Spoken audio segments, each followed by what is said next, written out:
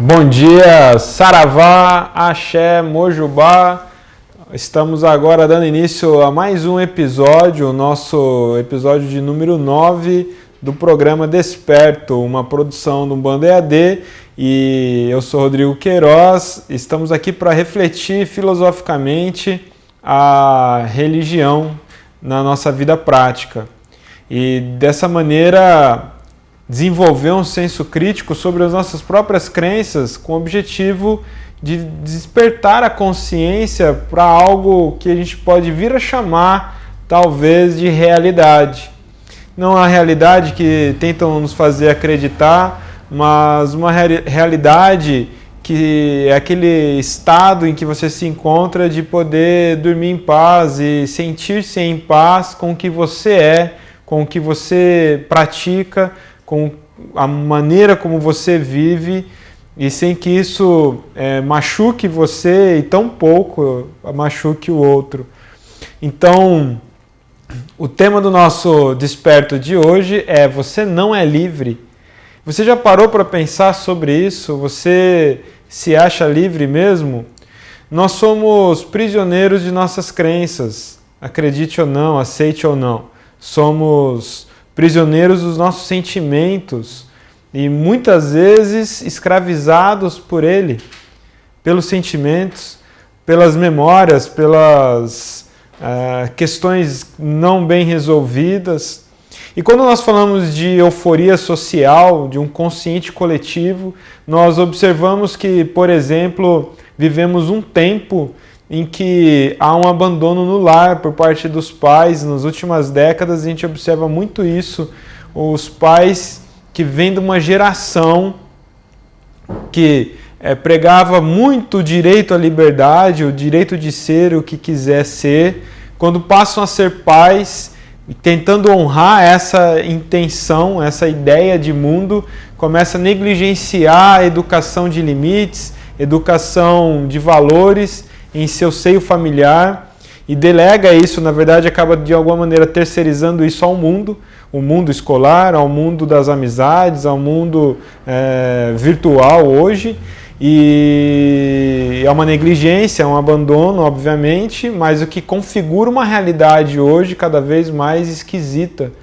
né? Então, tudo isso em nome de uma liberdade e até de respeito à liberdade do outro, quando a liberdade passa a ser um objeto de desejo de todos nós, mas de uma maneira muito distorcida.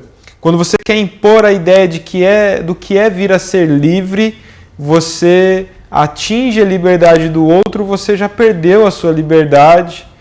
E você talvez está atingindo a liberdade do outro justamente porque não está sendo livre, porque até a intenção, a necessidade de provar ao outro a sua liberdade, a sua capacidade de ser e fazer, agir, você está escravizado por essa mesma intenção, uma manifestação do ego. E claro que isso tudo começa a nos levar a reflexões que tragam até uma espécie de loucura, de desassossego, uma inquietação perturbadora. E esse é o nosso objetivo.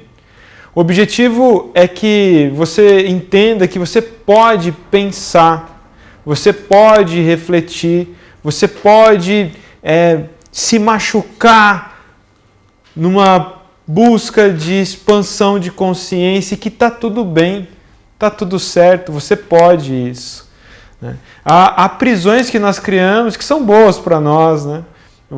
Necessidades que nós estabelecemos para nós que são muito positivas, às vezes é de afeto com alguém, é de uma relação no campo profissional, algo que você faz que te faz muito bem, e você faz questão de ser envolvido com aquilo, de ser, entre aspas, obviamente, escravo daquela situação que é boa para você.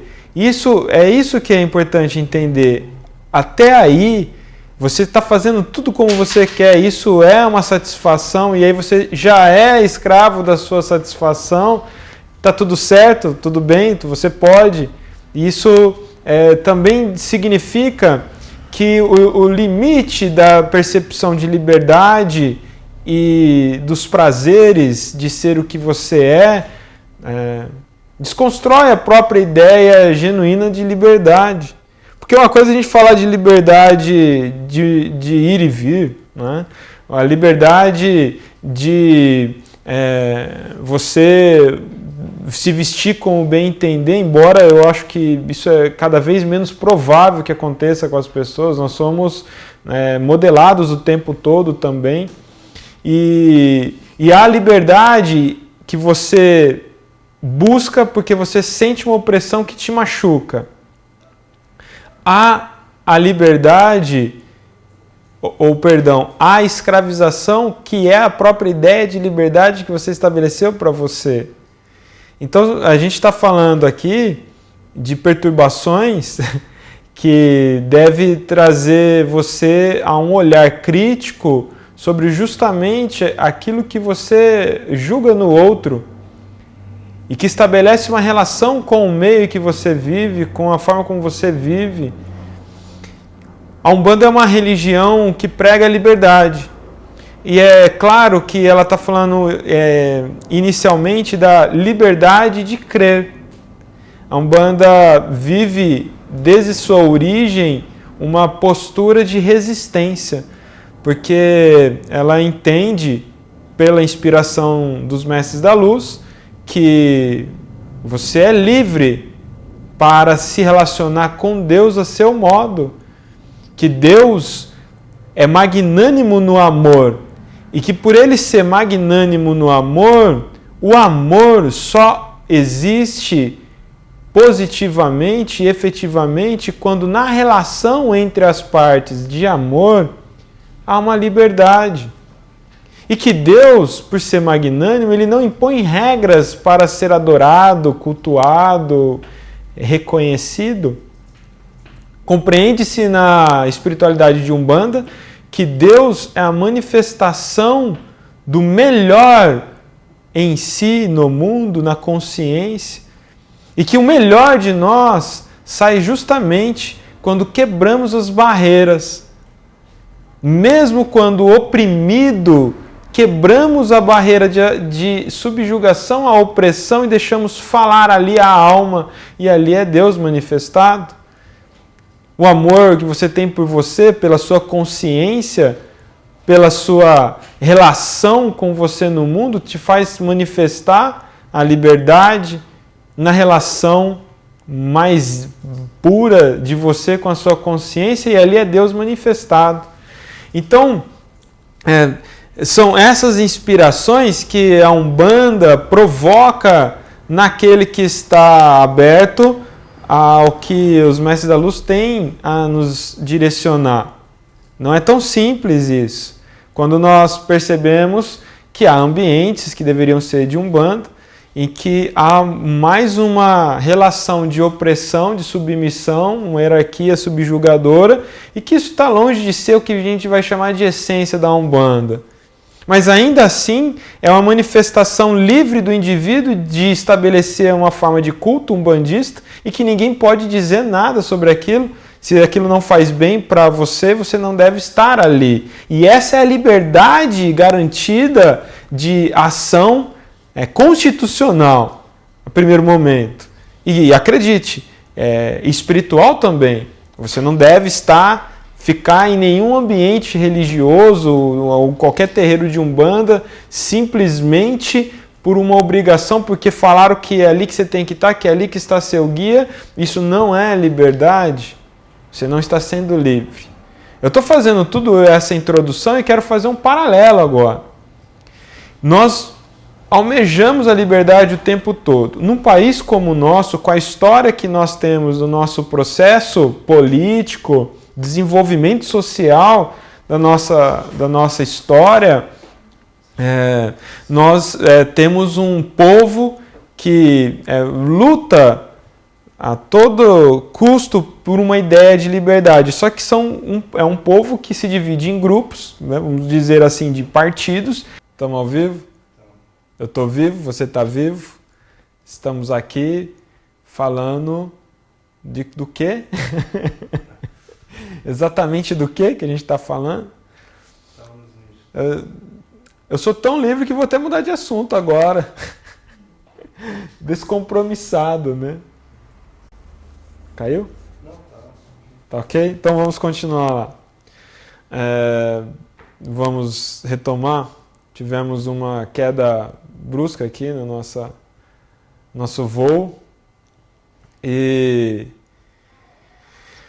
o paralelo é que nas religiões em que então supõe-se ali criações humanas para uma relação com Deus, e volto a reiterar, Deus é amor e amor é liberdade, nós não vivemos a liberdade na prática. Não sei se foi dito, apareceu isso em tela, mas nós temos dificuldade de viver na prática a liberdade. Nós somos muito aprisionados em nosso ego, em nossas emoções. Nós temos dificuldade de ser livre ou de deixar ser livre nas nossas relações conjugais, nossas relações sociais, profissionais, familiares. Nós temos muito apego. Nós temos apego às nossas crenças, a crença do que é certo e errado. Nós temos apego à crença de nós mesmos, a crença religiosa que determina a nossa percepção moral e que vai nortear o nosso comportamento ético, né, no que nós somos, em tudo que somos. Pense você como um ser pleno, em tudo que você faz parte. E comece a observar que tudo que você fala, faz, sente, está alicerçado em alguma ou algumas crenças. Primeiro, a crença que você tem sobre você. Você saberia dizer como você crê sobre você? Você acredita em quê se você fosse falar de você em terceira pessoa? Não faça isso. Não fale em terceira pessoa jamais. É uma doença. Eu conheço pessoas que fazem isso. É doentio, mas num exercício pessoal, ao falar de você em terceira pessoa, que seria um deslocamento de realidade, né? Você se observar em terceira pessoa e narrar aquele objeto de observação.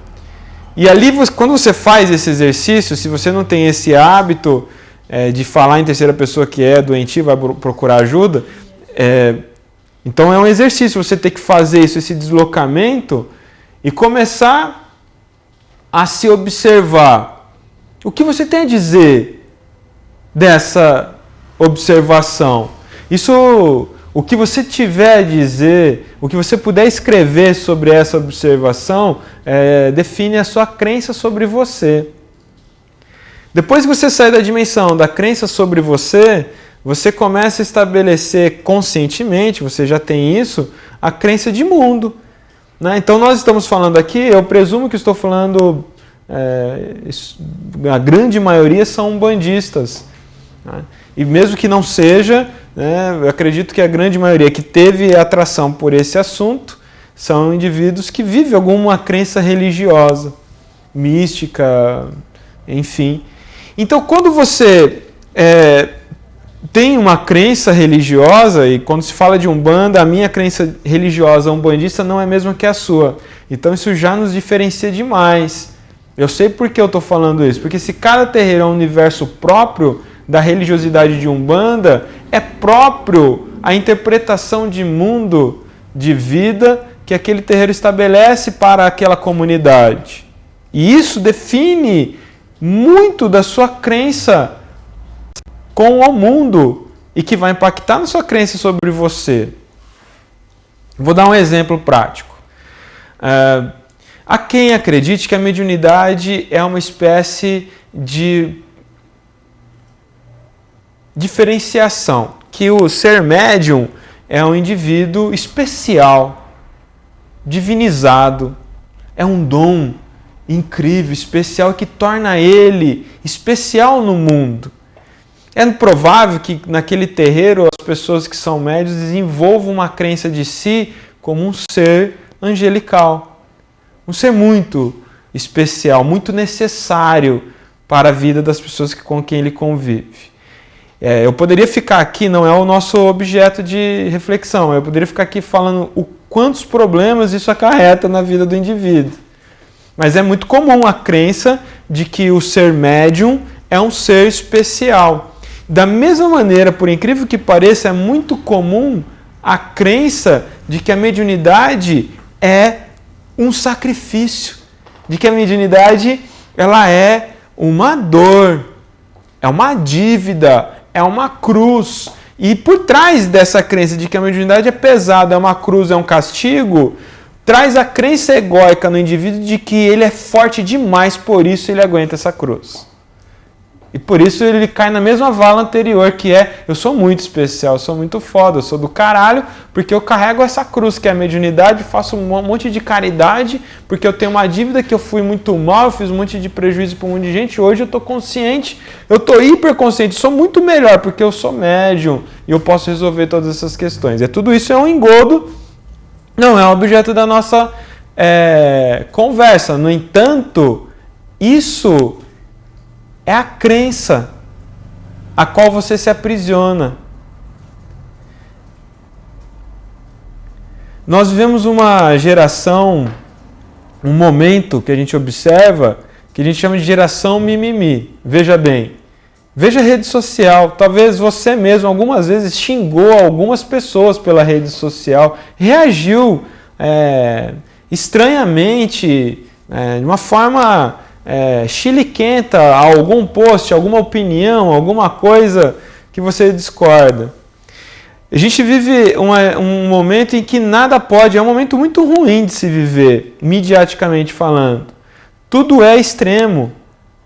Então, aqueles que se afinizam com a questão da homoafetividade vira uma causa extrema.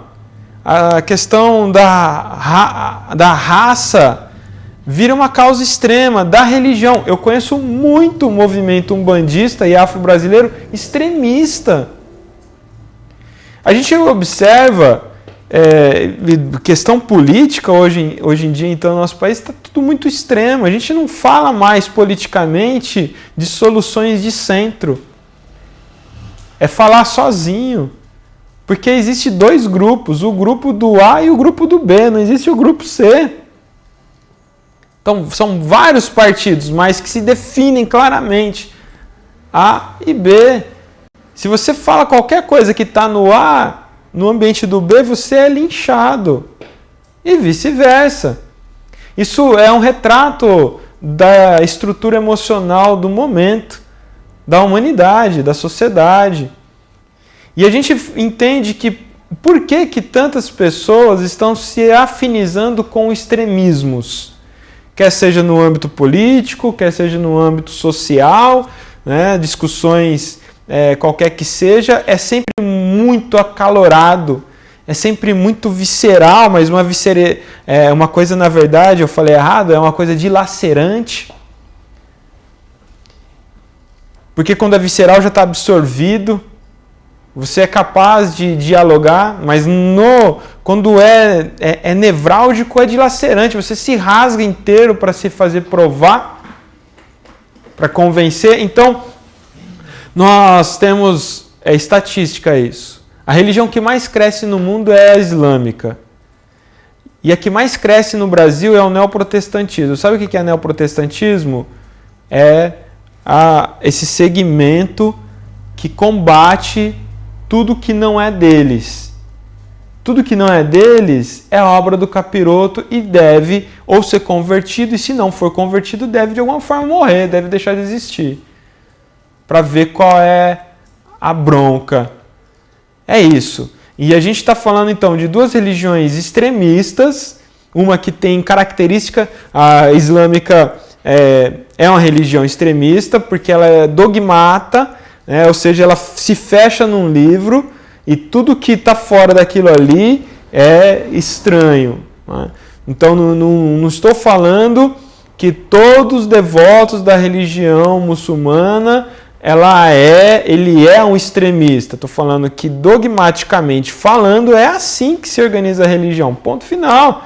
E aí a gente vai fazer discussão científica, vai partir para teologia e não...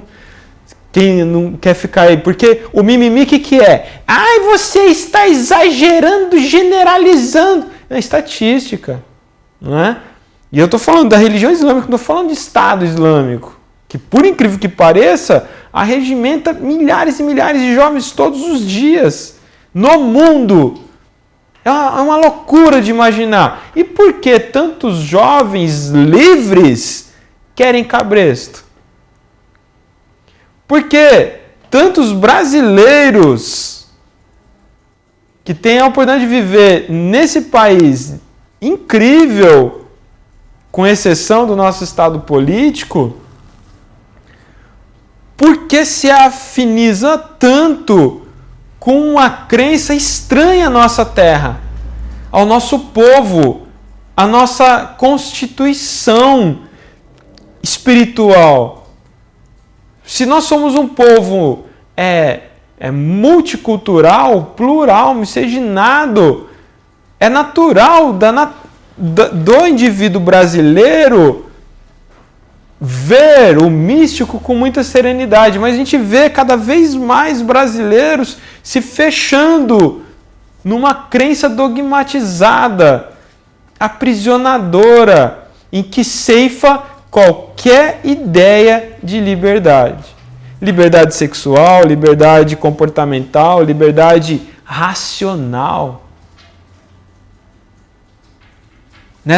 Nesse campo de crença, assistir o que eu estou dizendo já é um insulto.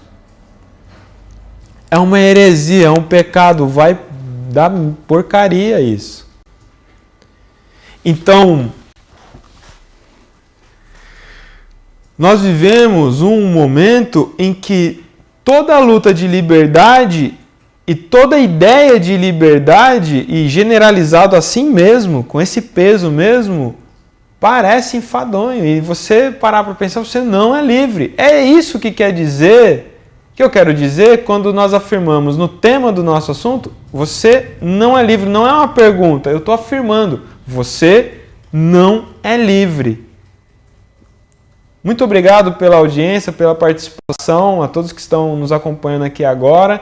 Vou fazer um rápido intervalo para você poder compartilhar, comentar e voltamos aqui agora dando continuidade ao nosso Desperto número 9. Vamos lá.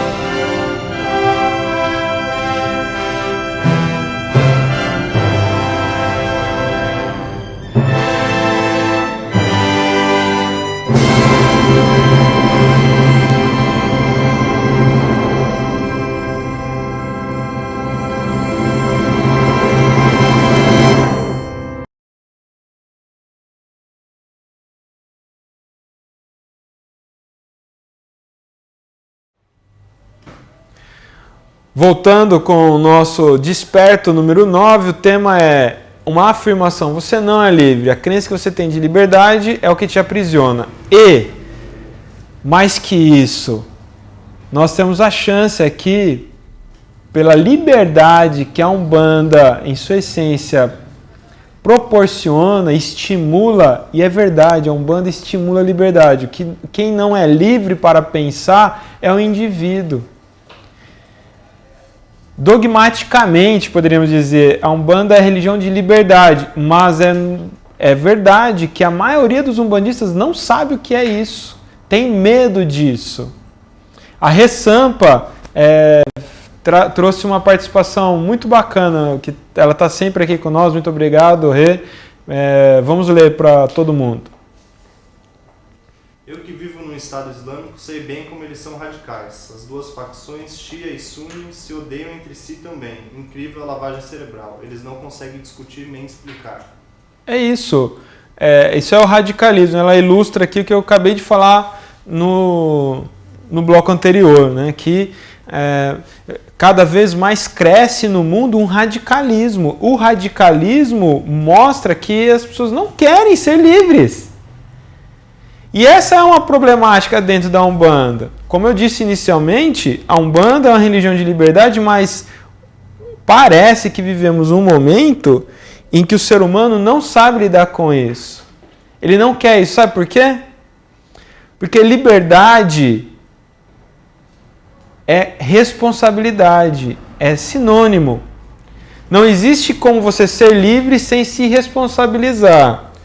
O que significa, numa perspectiva espiritual, liberdade? Significa que você é responsável pelo que você é. Numa perspectiva fenomenológica da existência espiritual, da sua realidade, significa, então, portanto, que a vida que você tem, vamos lá? Está pronto para isso? A vida que você tem é sua responsabilidade. Significa, na prática, que não é responsabilidade de Deus, não é culpa do orixá, não é quizila, não é culpa do espírito, não é demanda, é sua. E quem quer dormir com esse barulho? Quem entre nós, como que está a nossa audiência? 130. Quem dos 130 entre nós aqui realmente quer dormir com esse barulho? A minha vida está uma merda e é culpa minha. Porque é muito fácil dizer: ganhei na Mega Sena, não tenho doença, minha família está bem e a responsabilidade é toda minha. Quem não quer? Quem não quer dizer: sou muito bem sucedido em todos os campos da minha vida, sou feliz, uhul, vida louca, e a responsabilidade é toda minha? Porque aí não é mais responsabilidade. O tom é: o mérito é todo meu. Com toda essa pegada de vaidade. Mas reconhecer a porcaria da vida, as dores, as quedas, os trincos e dormir bem, que a culpa é sua, ninguém quer. Mas então você não quer liberdade. Você quer se envolver com crenças que inibe a sua responsabilidade, que joga a responsabilidade do que você é, da sua vida e tudo mais, nas costas de qualquer outra coisa. Eu falei inicialmente sobre a luta, né? Só citei que há um movimento social sobre a luta da questão de gênero. Mas eu lembro nitidamente um tempo, uma década atrás, em que essa discussão não era tão livre quanto é hoje, tão aberta, midiaticamente falando. E que assumir a homossexualidade é um problema muito grande. E era um problema tão grande que no próprio indivíduo era difícil ele assumir para ele. Então, há um discurso, não estou falando que está correto, mas há um discurso que eu vi muitas vezes, discursar que o indivíduo era homossexual por culpa do orixá que estava na coroa dele. Que aquele orixá é homossexual. E que isso define a sexualidade dele. Entende que é isso daí? Até aquele momento, até ali na religião que absorvia com naturalidade os homossexuais, tinha um discurso preconceituoso, tinha um discurso antinatural, ou que jogava a culpa na divindade, no sagrado, e queria isentar o indivíduo de qualquer reflexão maior sobre isso. Por quê? Eu sinto atração pelo mesmo sexo. O que é isso que eu sinto que parece que me torna diferente da maioria das pessoas? Então, a hora que vem a revelação oracular que tá aqui, isso aqui é o seu orixá que, né, é homossexual e você também vai ser homossexual. É isso aí, tá tudo bem? Dorme em paz, faz essa oferenda aqui, ok? E seja feliz. Deu para entender? Então, de alguma maneira, o conflito é esse. As pessoas querem liberdade, mas não querem responsabilidade. E se você não quiser responsabilidade, você nunca poderá ser livre. Se você não se responsabilizar pelo que você é e o que você vive, você nunca terá liberdade. A liberdade é cara. A liberdade é difícil. E a liberdade exige muita maturidade. Então você precisa despertar a consciência, despertar a sua lucidez, para entender que se você não é livre, onde é que você está se aprisionando? Por mais que você possa ser feliz, está de alguma maneira resolvido nessa questão. No entanto, é reconhecer que você estabelece conscientemente uma prisão, em alguns aspectos, também é importante. E aí, quando a gente recai sobre o ambiente de Umbanda, a ideia de que isso que está acontecendo na sua vida é demanda, isso que está acontecendo na sua vida é Eu ouvi muitas vezes de uma pessoa que, quando ela ficava sem dinheiro, não era culpa da ingerência econômica dela, era o Exu que estava bravo. Que o Exu queria alguma coisa quando ele ficava sem dinheiro. Normalmente, cada 2 meses ele ficava sem dinheiro, né? Ele tinha uma ingerência econômica, gastava mais do que podia e era culpa do Exu. Isso consolava ele de alguma maneira. Mas isso é engodo. Isso é uma fantasia. É uma insanidade. Então, do que a gente está falando aqui? O que é despertar para uma vida plena? Uma consciência cristalina de si. É disso que nós estamos falando. O programa chama Desperto. Esse programa é resultado do pós-treinamento que aconteceu com o Exu do Ouro. Consciência próspera. Ali nós tivemos contato, e sempre que acontece, nós temos contato com esse processo de despertar. Uma vez desperto, é como se você saísse de um sonho, de um momento de transe. E aí você começa a ver diferente tudo à sua volta. Há coisas que você vê em você que pareciam normais e agora são estranhas. Há coisas que você nem reconhecia, agora você reconhece. Vamos lá. O Ale tá aí? Um abraço, Ale. Então a Elizabeth Albanaz fala bem nesse sentido. Tenho 44 anos de idade e há 1 ano estou brigando comigo mesma para quebrar minhas crenças limitantes. Me saboto o tempo todo. É mega difícil. Fico o tempo todo brigando com o que é certo e errado. O que é de Deus e o que é contra Deus. Então ela está no meio desse conflito de despertar. É de Deus o que é contra Deus. Esse drama, não sei se você já viu falar, qual que é o nome dela? Elizabeth. Mas algumas vezes eu já contei isso. Quando eu cheguei na Umbanda, eu passei pelo encantamento. Que muitos passam. O encantamento, ao chegar na Umbanda, você vive uma experiência de paixão.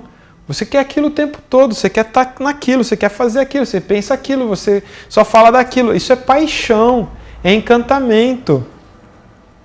Isso aconteceu comigo. E quando isso aconteceu comigo, embora muito encantado e apaixonado por aquilo que eu estava tendo o deleite de me envolver, quando eu ficava em silêncio, só eu e o travesseiro, por eu ser oriundo de uma vivência religiosa protestante, eu ficava confuso.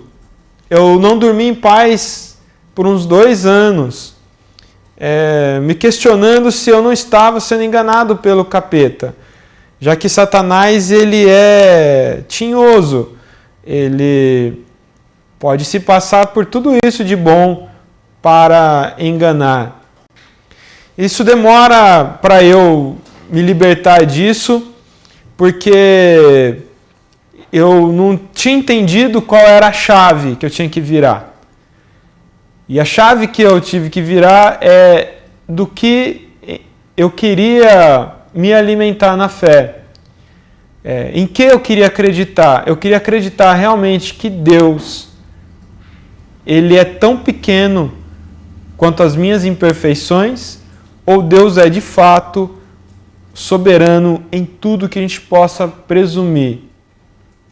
Se Deus é soberano em tudo aquilo que a gente pode presumir, não existe diabo e não existe descontentamento. Porque aquele que é fonte do amor, o amor incompreensível por nós, então só pode ser absoluto. E se ele é onipresente, oniconsciente, e ele é o meu Criador, ele está em mim, ele sabe tudo que eu posso fazer antes de eu mesmo saber. De modo que não há frustração para Deus, se ele está antecipado a tudo. Então isso me acalmou, me fez entender que eu podia ter uma relação de amor e admiração com Deus. E isso define tudo a partir daí na minha vida. Então, o que eu quero dizer é que quando você assimila isso, vira convicção, nunca mais você se pergunta se o que você faz é ou não de Deus. Porque Deus, por amor, não está nem aí com o que você faz, com o que você deixa de fazer. Tem mais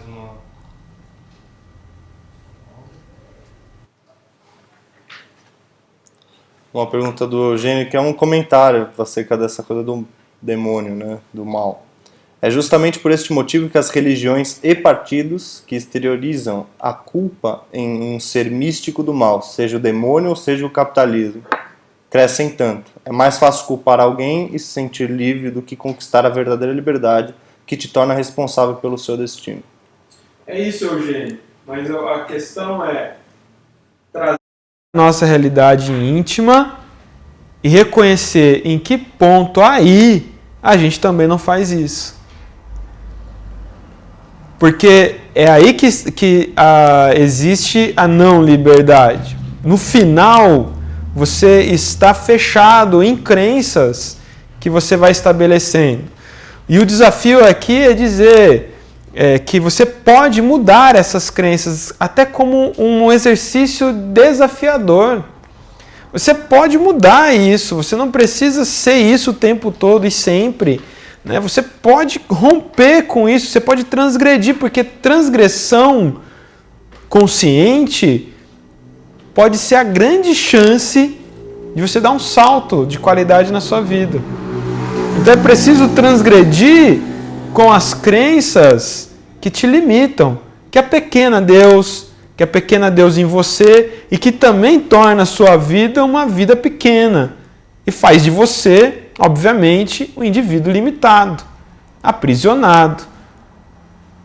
Limitado e aprisionado, inclusive, na ideia de ser livre, quando não se é.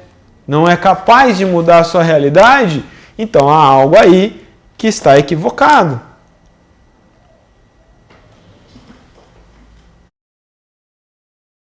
Muitos comentários nesse sentido de ok, entendo a liberdade, entendo que tem que me conscientizar disso, de tomar as rédeas do meu destino, mas como é difícil a luta interna, né?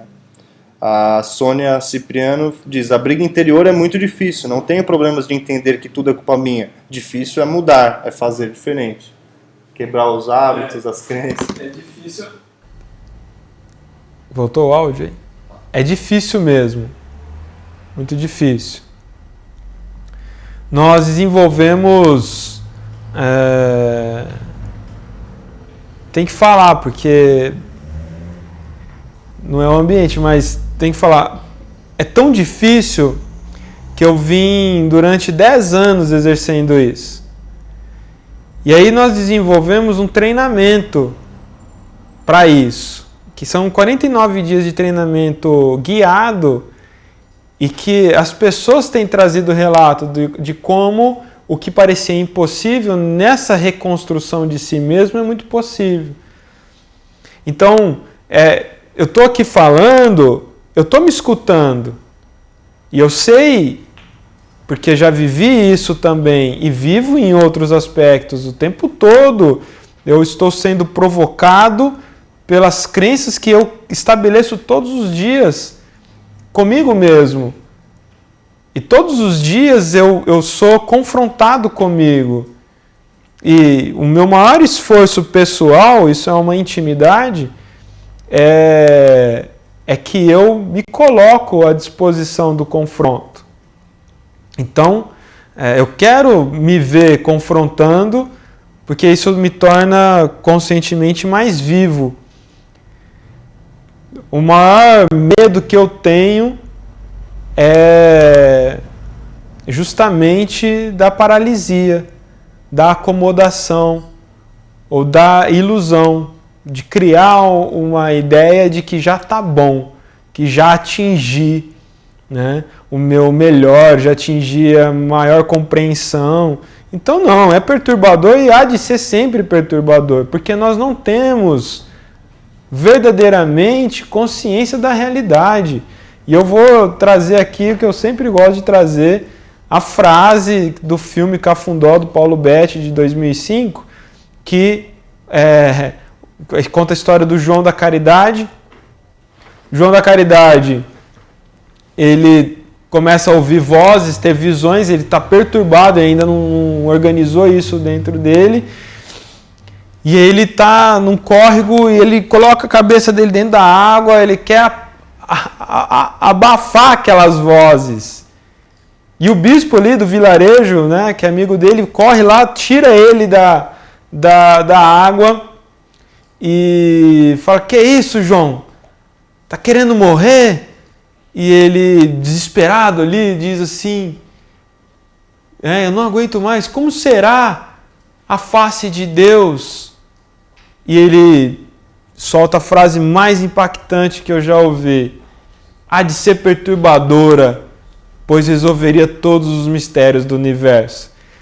Então veja, como nós não vemos a face de Deus, e Deus é também uma presunção, então vamos ficar aqui por toda uma eternidade inquietos, né, buscando estímulos para poder ter um desenvolvimento de si, né, do mundo, da vida, das coisas, das pessoas, mas nunca veremos a face de Deus, talvez não aqui nesse momento agora.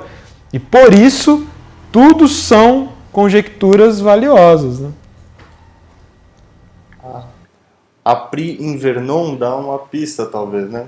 Ela fala: "Comigo também aconteceu essa paixão e também em alguns momentos a dúvida em relação a entrar na Umbanda. Mas mudou tudo para mim quando meu pai me indicou um livro do Alexandre Comino para ler, pois através desse livro eu conheci a Umbanda EAD, Rodrigo Queiroz, cursos, matérias, vídeos, livros, e hoje estou aqui despertando."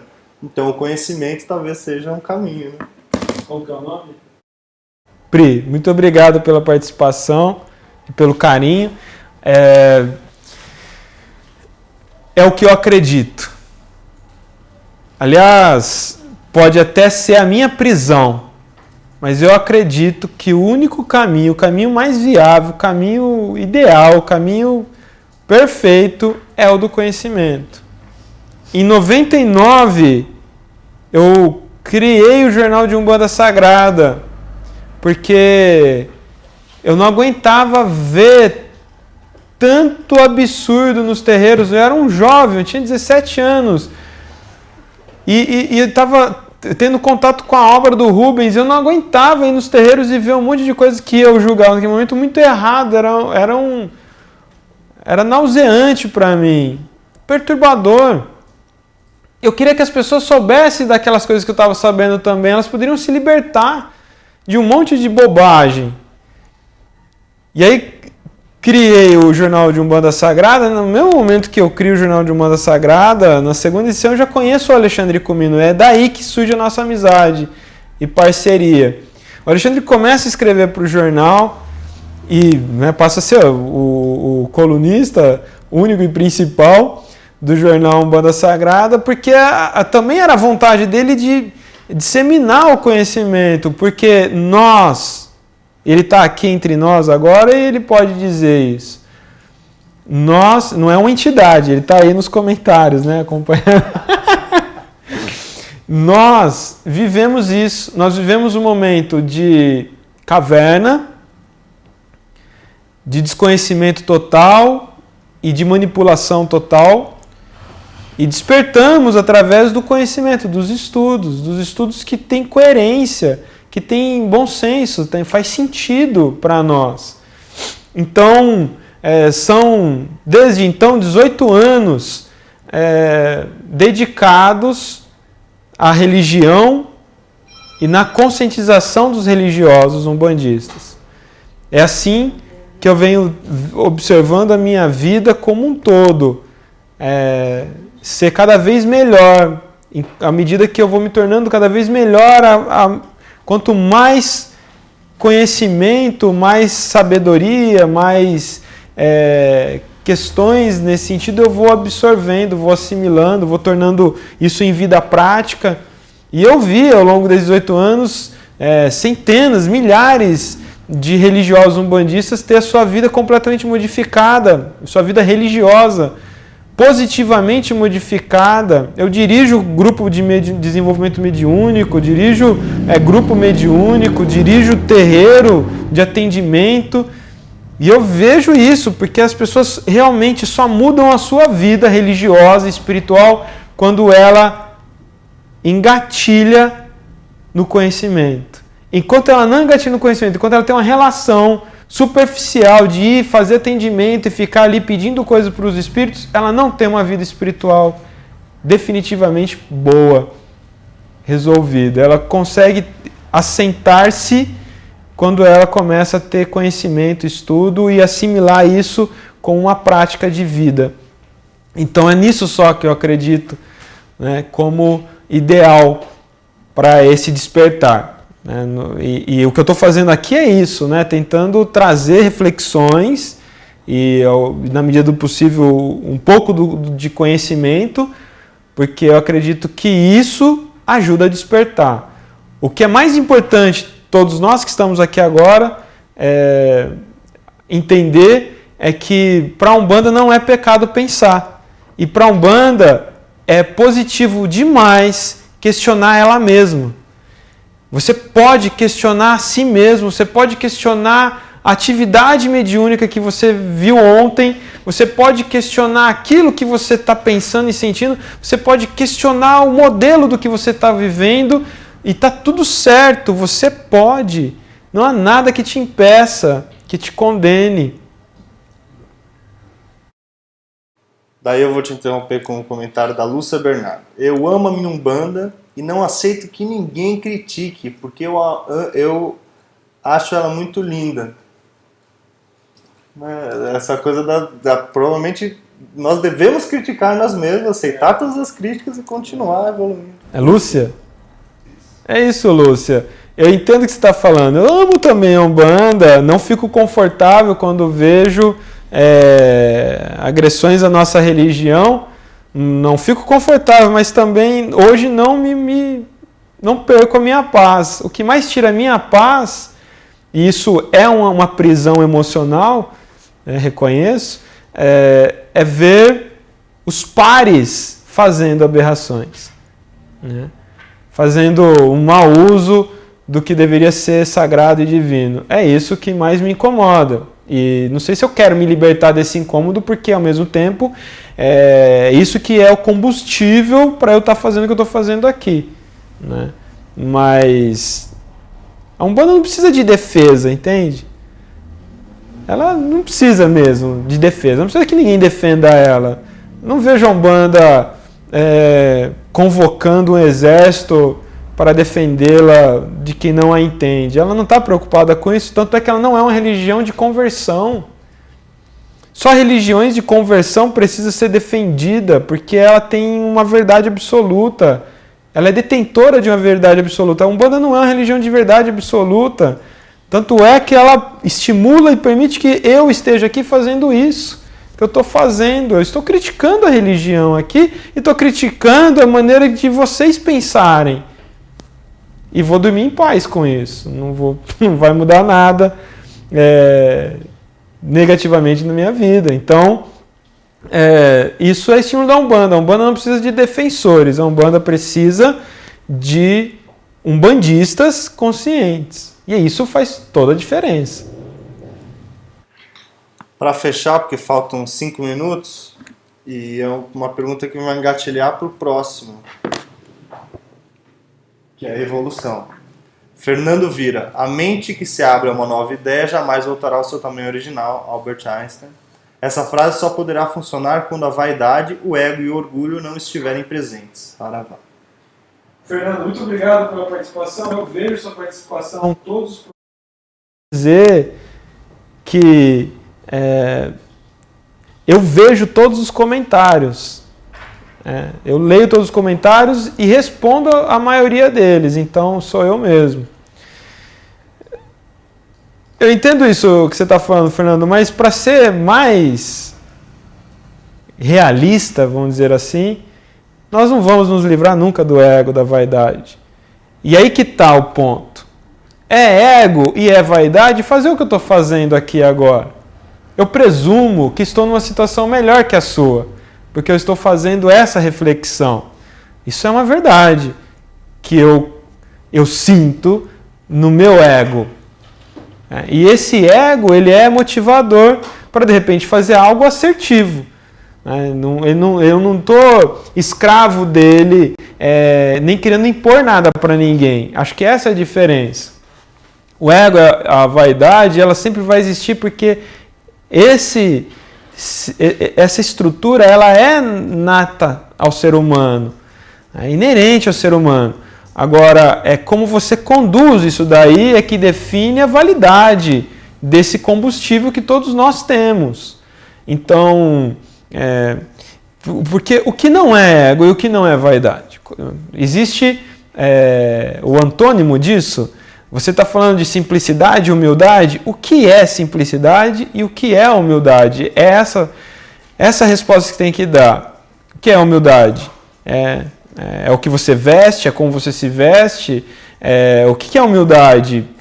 O que é humildade? É muito difícil estabelecer. Humildade é mais uma transpiração. Você sente. Você não faz ser. Você simplesmente é. A humildade é um estado de espírito, mas que não é ser bobo. O arquétipo do humilde, o arquétipo do simples é vaidade. Esse é um erro muito grande que tem. Isso filosoficamente é ponderado. Então, eu estou te confundindo mesmo, Fernando. Eu quero criar confusão, porque eu sei do que você está falando, da vaidade do ego, é o que a gente usa para falar daquele que é opressor no terreiro. Aquele que tem questões mal resolvidas emocionais. Porque o pai de santo, a mãe de santo, que aprisiona os médiuns, que cria o discurso de dependência dele sobre ele, isso daí não é vaidade, não é orgulho. Isso daí é carência. Pode ser até uma psicopatia. Então, é outra dimensão. Isso daí são questões na formação do indivíduo muito mal resolvidas, provavelmente na infância.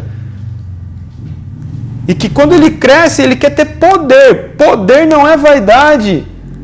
Não é orgulho. Poder é outra dimensão do ser humano. Querer ter poder sobre o outro é ação nefasta. É outro tipo. Já é uma doença. Então, muitas vezes, o que a gente aponta como vaidade, como orgulho, está na dimensão de outras questões psicológicas muito mal resolvidas no indivíduo. Por vaidade e orgulho, eu tenho um monte. Né? E isso não diminui o que eu faço. É isso. Tá bom? Vamos chegar ao final? Mais uma? Mais uma aí? Vamos comentar. Marcos Paulo de Oliveira. Depois de 30 anos nascido e criado no meio evangélico pentecostal, o desafio é exatamente este: compreender que o amor de Deus e a pluralidade das formas que ele pode interagir com o homem é um ato de amor por si só. Não há condenação ou exclusividade nos ritos. O que separa o homem de Deus são suas próprias escolhas. Entendo hoje o que é sentir a presença de Deus com verdadeira liberdade e exerço a liberdade na Umbanda. Bom, qual que é o nome? Marcos, muito obrigado pela participação. e o amor é sempre a pauta, né?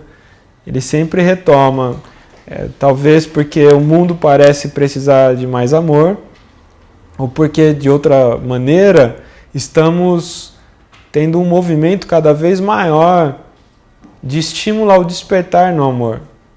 Despertar a sua consciência e o seu comportamento no amor. O amor é o dogma da Umbanda. É o dogma da Umbanda. É o amor. Se você não ama, se você não coloca amor nas suas ações, se você não é estimulado a amar e não estimula o amor no outro, você não fará Umbanda. Não será Umbanda que acontece ali. Então, uma vez que você entende Deus como sinônimo de amor, o amor que não está preso no ego, o amor que não é posse, o amor que é liberdade, o amor que é generoso, o amor que é o ápice da benevolência, então dificilmente você viverá uma vida sem paz quando você desperta para o amor e para Deus com a manifestação do amor. Isso é Umbanda que a gente entende e que a gente vive. Muito obrigado a todos que participaram. Esse é o Desperto, um programa filosófico da Umbanda EAD que acontece ao vivo aqui no Facebook e a cópia fica lá no nosso canal no YouTube. Se isso faz sentido para você, se aquilo que você está assistindo aqui te agrada, faz sentido, desperta algo bom em você, então curta, compartilhe, comente, participe desse movimento de uma Umbanda mais consciente. Esse foi o nosso 9º episódio. Teremos na semana que vem o episódio de número 10 com o tema evolução. Esse é o tema mais caro da religião, mais complexo e que eu mais adoro falar. Então se organize, assine aí, tem um lugar para você assinar para receber os lembretes do ao vivo, para não perder e poder ter a chance de participar aqui diretamente. E na semana seguinte é o nosso último episódio da temporada e o tema é boa-aventurança. Então, caminhando para o final da nossa temporada, temos 2 temas que eu entendo de extrema necessidade e importância. Um grande abraço, axé, saravá, mojubá e até a próxima sexta.